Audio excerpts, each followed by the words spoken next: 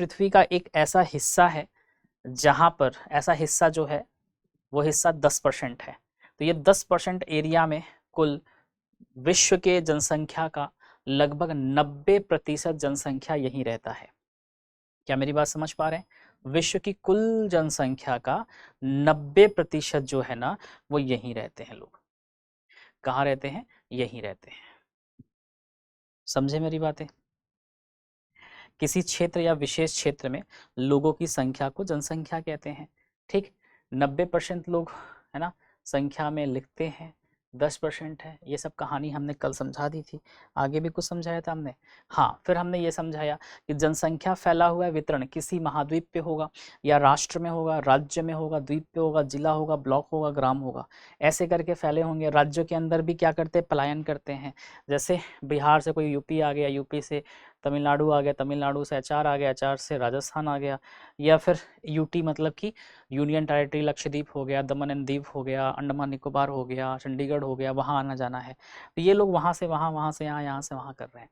तो जो हमका ओरिजिन है जहाँ वो रहा करते थे वो जगह छोड़ के कहीं और जा रहे हैं। तो जनसंख्या तो हमें समझ में आ गया कि क्या होता है। लोग अलग अलग बटे हुए हैं, इन सबको जोड़ के बताना तो जनसंख्या होता है, इन सबको इकट्ठा करना। लेकिन अगर ये अलग अलग जगहों पे हैं तो उनका कारण क्या है कि ये अलग अलग जगहों पे है? तो ये क्यों है? क्या कारण है कि भाई ये अलग अलग जगहों पे है ना? क्या कारण है कि ये अलग अलग जगहों पे है? समझ रहे मेरी बातें? क्या कारण है? ठीक है, अलग अलग जगहों पे रहने का। पर्यावरणीय कारण, ऐतिहासिक कारक, भौगोलिक कारक, आर्थिक कारक और राजनैतिक कारण। झारखंड, दिल्ली, इन सब जगहों पे, अजमेर, ऐसे ऐसे करके हमने समझाया था। अब आइए फिर जो हमने बताया, क्या क्या बताया? पहला हमने कहा पर्यावरणीय कारण।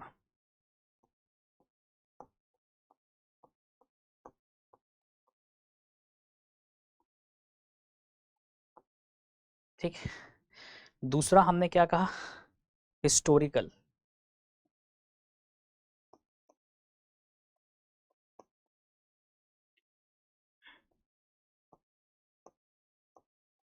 ठीक, आगे तो हम लिखवाएंगे आपको अच्छे से। फिर भौगोलिक, आर्थिक और राजनीतिक। फिर क्या है?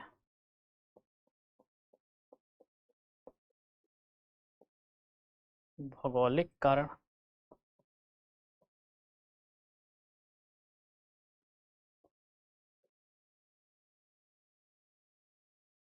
आर्थिक कारण,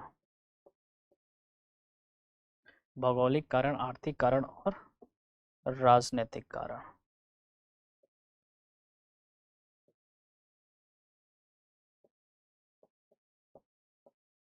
राजनीतिक कारण।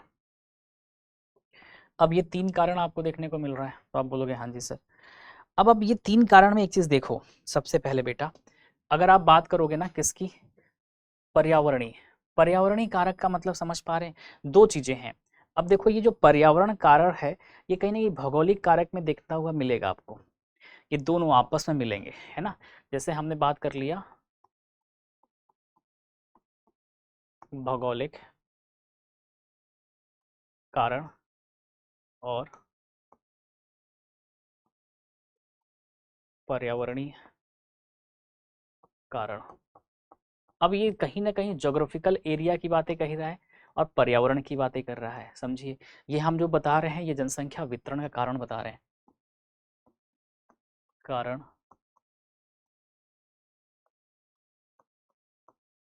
जनसंख्या वितरण। ठीक है, क्या है? तो हमने क्या समझाया कि पर्यावरण का मतलब क्या हो गया कि जहां पर मान लो कोई एरिया है, अब वहां पे पर्यावरण क्या है? बहुत ज्यादा प्रदूषित है ना?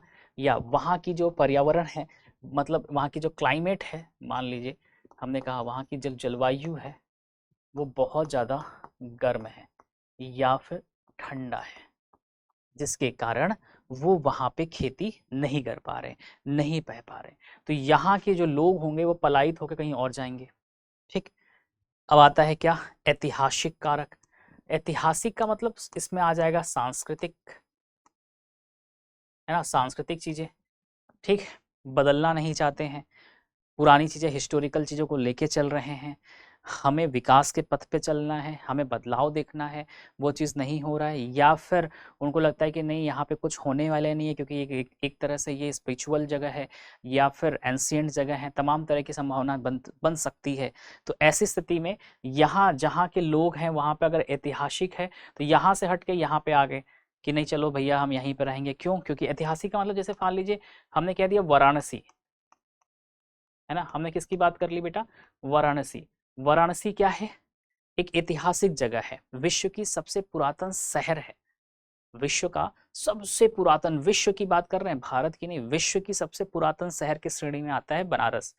तो बनारस की अगर हम बात करें तो एक स्पिरिचुअल जगह है ना, मन की शांति मिलती है, बाबा भोलेनाथ का घर माना जाता है कि बाबा भोलेनाथ है, ज्योतिर्लिंग भी वहाँ पे है बाबा विश्वनाथ की, घाटों का शहर कहा जाता है, गलियों का शहर कहा जाता है, लोग वहाँ पे जाते हैं, बाबा का दर्शन करने जाते हैं, स्पिरिचुअलिटी है, संस्कृति को बताता है कि पहले कैसा था कैसा नहीं था, लोग वहाँ पे रहना चाहते हैं कि नहीं ये मेरे को बहुत अच्छा लग रहा है, हम यहाँ रहना चाहेंगे।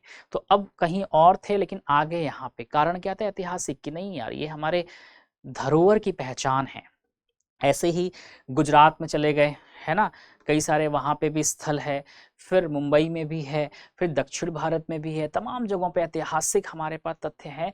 लोग उसी कारण से क्या करते हैं, एक जगह से दूसरे कारण जाते हैं कि नहीं यार चलो यहाँ पे हम जाएंगे, हमारे पुराणों में क्या क्या लिखा गया है वो चीज़ तो हमारे सामने है, तो क्यों ना हम चल के देखें, है ना। ध्यान रखिएगा ये चीज़ें। फिर आता है भौगोलिक कारण। भौगोलिक कारण का मतलब क्या होता है? Geographical reason. इट मीन्स कि जैसे हमने कह दिया दक्षिण भारत है, ये किसका हमने बात कर लिया कि हमने कह दिया बेटा कि ये क्या है? दक्षिण भारत वाला भाग है ना। अगर ये दक्षिण भारत है, ध्यान से समझिएगा, हमने आपको कह दिया कि ये दक्षिण भारत है, ठीक। अब दक्षिण भारत में क्या है? नीचे इक्वेटर जाता है, 0 डिग्री अक्षांश। अब इक्वेटर के पास में पड़ता है दक्षिण भारत, तो इन क्षेत्रों में बहुत गर्मी देखी जाती है। क्या है? गर्मी। क्यों देखी जाती है? क्योंकि इसका ज्योग्राफिकल कंडीशन जो है ना ऐसा है, इसकी ज्योग्राफिकल जो कंडीशन है वो ही ऐसी है कि इन क्षेत्रों में गर्म मौसम ज़्यादा होता है क्योंकि यहाँ पे इक्वेटर नीचे है, तो इक्वेटर के ठीक ऊपर है, तो इसकी कंडीशन ही ऐसी है, इसका भौगोलिक ऐसा बना ही है ये कि भैया यहाँ पे गर्मी मिलेगा। लेकिन इक्वेटर से जो ही ऊपर की तरफ जाएंगे इस साइड में, यहाँ पे मौसम नॉर्मल होता है। लेकिन इन जगहों पे आप देखोगे तो अपेक्षाकृत उत्तर भारत के दक्षिण भारत में मौसम गर्म ज़्यादा होता है, गर्मी वगैरह, ठीक है। तो इसका ज्योग्राफिकल कंडीशन है।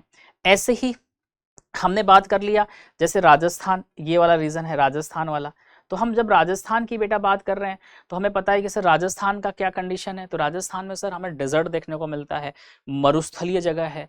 अब चूंकि मरुस्थलीय जगह है तो लोग उसको छोड़ना चाहेंगे कि नहीं हम यहाँ नहीं रहेंगे, यहाँ पे हमें खाने के लिए कुछ नहीं मिलेगा, हम रोजगार नहीं कर सकते, तमाम तरह की प्रॉब्लम आएंगी, तो उसको छोड़ के कहीं और गए लोग।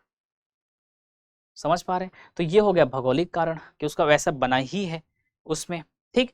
फिर आता है आर्थिक कारण। अब देखो क्या होता है ना, तो जैसे जैसे जीवन में आप ऊपर की तरफ बढ़ेंगे, जैसे अभी आप 12वीं में हैं, अभी आप 12th में हैं, जैसे ही 12th पास आउट करेंगे तो आप 12th +1 में पहुंच जाएंगे, इसका मतलब आप ग्रेजुएशन में पहुंचेंगे बेटा, है ना, ग्रेजुएशन में पढ़ेंगे। तो फिर यहाँ से आपकी पैसे की ना ज़रूरतें बढ़ जाएंगी, आपको लगेगा कि नहीं यार अब हम घर से पैसा नहीं लेना चाहते। क्या होगा? आप चाहोगे कि सर हम घर से पैसा नहीं लेंगे, हम अपनी मेहनत से पढ़ाई करेंगे। कुछ बच्चे ऐसे होते हैं। कुछ की प्रॉब्लम ये होती है कि जिस जगह पे रहते हैं, जिस भी क्षेत्र में, फॉर एग्जांपल अगर हम बात कर लें राजस्थान की, बात कर लें, बहुत सारे बच्चे यहाँ से राजस्थान से हैं, अगर हम बात कर ले राजस्थान की, तो अगर राजस्थान का अगर हम आपको जिला की बात करें तो अगर हम टोंक की बात कर लेते हैं, टोंक जिले की, या फिर हम बात कर लेते हैं झुंझुनू की,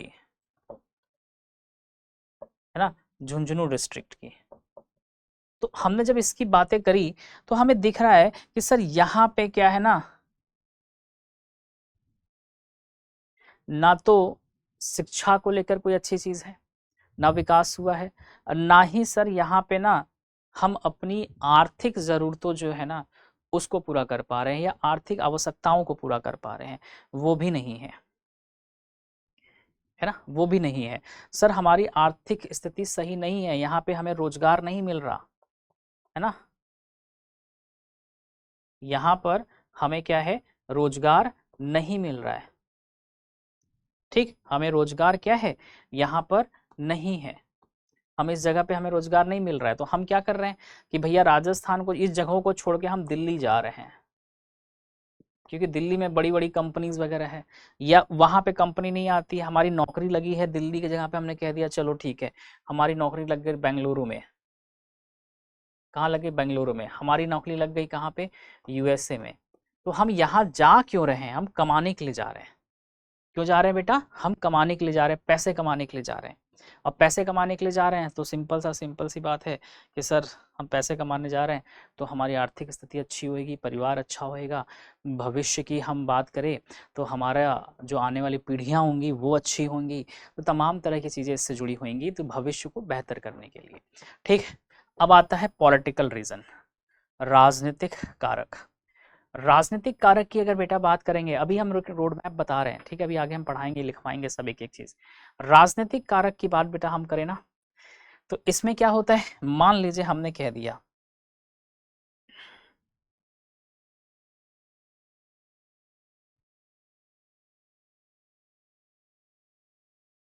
ये भारत है, मान लीजिए, तो हमने कहा कि ये उत्तर भारत का राज, यहाँ राजनीति बहुत ज्यादा होती है।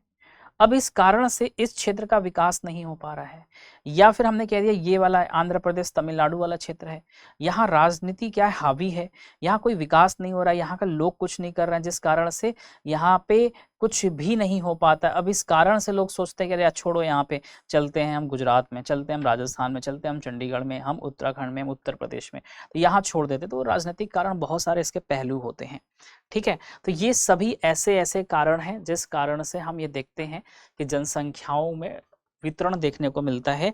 जनसंख्या के अंदर क्या है, हमें क्या देखने को मिलता है, वितरण देखने को मिलता है। ठीक, अब इसमें बहुत सारे कारण हैं, जैसे भौगोलिक के अंतर्गत अगर आप देखोगे तो बहुत सारे कारण हैं। हम ये भी कह सकते हैं भौगोलिक के अंतर्गत, क्या कह सकते हैं कि मृदा की प्रॉब्लम है, मिट्टी अच्छी नहीं मिल रही है, तो हम क्या कर पा रहे हैं, अपना खेती अच्छा नहीं कर पा रहे हैं, हमें जल नहीं मिल पा रहा है, ठीक है। कहीं पे खनिज उत्पादन बहुत हो रहा है, तो हम यहाँ पे रोजगार के लिए चले गए, जैसे झारखंड वगैरह में खनिज वगैरह बहुत है, राजस्थान वगैरह में, तो हम उसके उत्पादन के लिए वहाँ पे क्या है, चले गए। फिर हमने ये देखा कि किसी किसी क्षेत्र में बाबू ना औद्योगिक केंद्र खोला गया है, ध्यान रखिएगा,